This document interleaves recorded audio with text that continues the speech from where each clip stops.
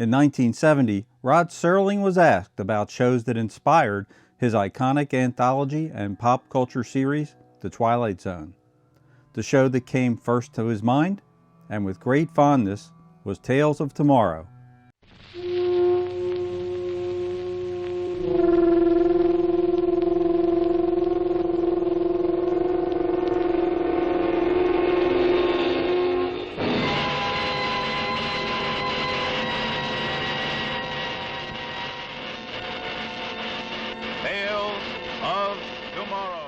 Developed by science fiction author Theodore Sturgeon and producer Mort Abrahams. As Serling reportedly stated, that truly was the granddaddy. While the concept of something being ahead of its time is thrown around an awful lot these days, nothing could be more genuinely true of the sci-fi anthology series Tales of Tomorrow. Boasting a veritable who's who of famous faces, many of whom were only just getting their start in acting, as well as directors, writers, and composers who would go on to helm and work on big-budget and award-winning future projects. Tales of Tomorrow was truly a show with one foot planted firmly in the future. Tales of Tomorrow ran from August 1951 to June of 1953, and it launched at an exceptionally favorable time with the release of popular sci-fi films The Thing from Another World and The Day the Earth Stood Still, both released in 1951. The show answered a growing desire for speculative fictional content for adult audiences. It was also released at the time of a huge leap forward in television technology. For the first time in history, shows could be broadcast live from coast to coast thanks to advances in coaxial cable and microwave technologies. It was the first truly national television network, and Tales of Tomorrow was on the cutting edge. Before Tales of Tomorrow, not many shows took advantage of the combination of futuristic technology and science fiction, barring a few anthology shows made strictly for kids. But science fiction stories were alive and well in print, and TV producer Mort Abrahams put together a coalition of science fiction writers as a pool of talent from which to draw. The arrangement was that Abrahams had rights to all of their short stories, and in return, the writers were given full freedom to be involved with the productions of their stories. Luminaries like Ray Bradbury and Robert Heinlein were members of the 12-person coalition and were paid a weekly per-show royalty and then an individual payment to the author whose work was adapted for the show.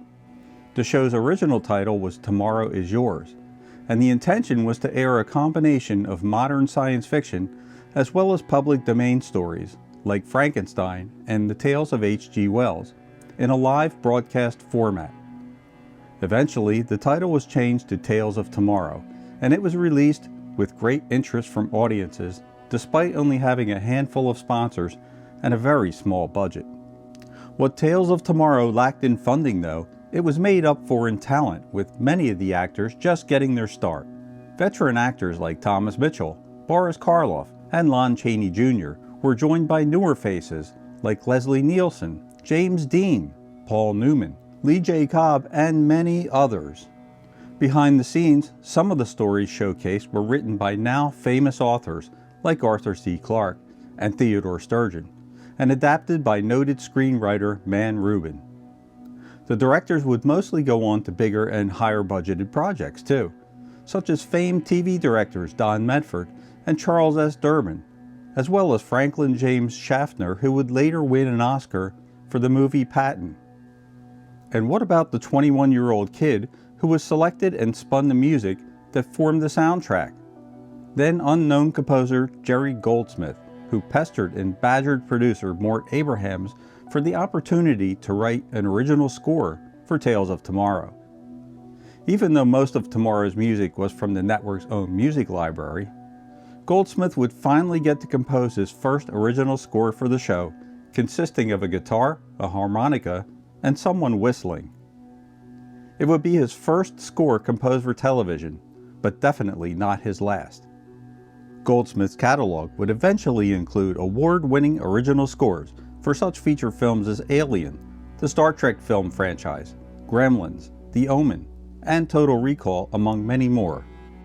The show's budget would end up being not only one of its saving graces, but its best source of blunders as well as its eventual downfall.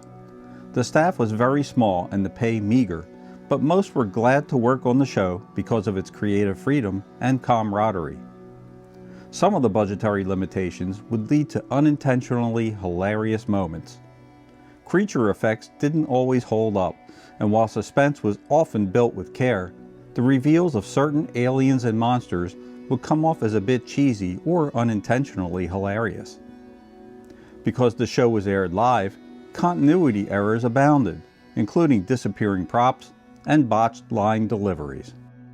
One of the most infamous examples of the live format being a bit of an issue was the show's most watched episode featuring the legendary Lon Chaney Jr. as the monster in Frankenstein.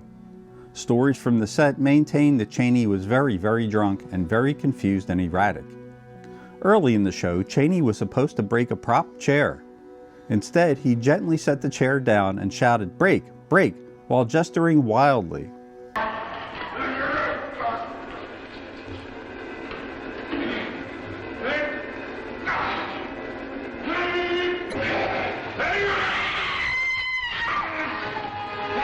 He would say that he did this because he thought it was a dress rehearsal.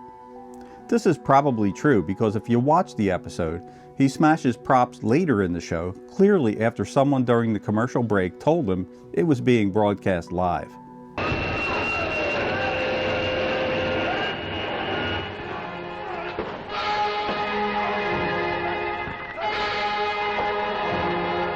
While it had its drawbacks, the live format also yielded some creative results.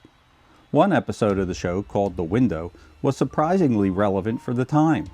In fact, in it, a fake episode is being shown and is interrupted by what seems like a live signal of a murder taking place through the window of a normal suburban home. Despite the intention that there be disclaimers that the episode was not real, the effect was so well done that the switchboard at ABC lit up like crazy with concerned callers. The police even showed up at the studio to find out where the murderous signal was coming from. While it evokes the infamous Orson Welles' War of the Worlds broadcast from decades earlier, it is rarely mentioned anymore, despite being a forerunner to other found footage type media decades later. In the end, the limitations of the budget and the inability of sponsors to continue funding were what put the final nail in the coffin for Tales of Tomorrow. Despite its flaws, the show is still beloved and considered a piece of media history worth studying, preserving, and enjoying. Of the show that he had helmed with such care and craft, Mort Abraham summed it up by saying, "I was very happy with Tales of Tomorrow. I consider myself a pioneer and I loved doing it, hard as it was. I loved the results." And it's true, as the results speak for themselves. Although inconsistent at times, Tales of Tomorrow brought us some amazing stories from some great writers of science fiction. Many creators of television, movies, and stories of today owe an enormous debt of gratitude to this granddaddy of anthology programming. Without Tales of Tomorrow, who knows where science fiction media would be today. Well, that's it for now, guys. Stop back again next time for more reviews, trivia, and retrospectives on Rerun Zone. Goodbye for now.